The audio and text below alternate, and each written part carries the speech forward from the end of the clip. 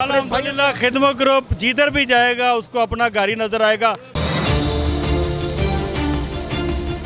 R road के जिस भी कोने में जाएंगे ना, हमेशा इसी तरह लोग खिदमत ग्रुप से मोहब्बत करेंगे, खिदमत ग्रुप का साथ देंगे।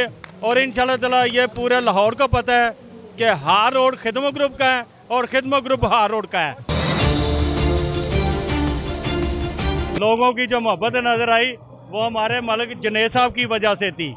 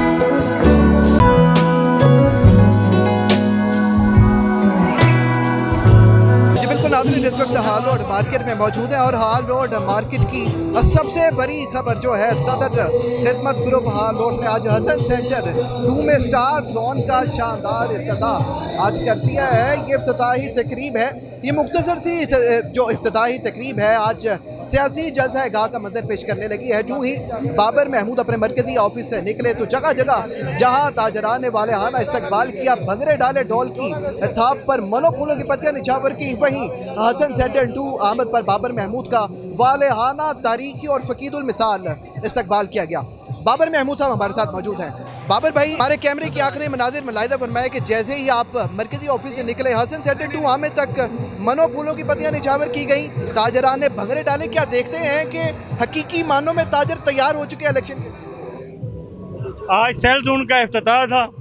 आज जितना आपको यहाँ पे लोगों का हजूम नज़र आया, लोगों की जो मोहब्बत नज़र आई वो हमारे मलिक जुनैद साहब की वजह से थी।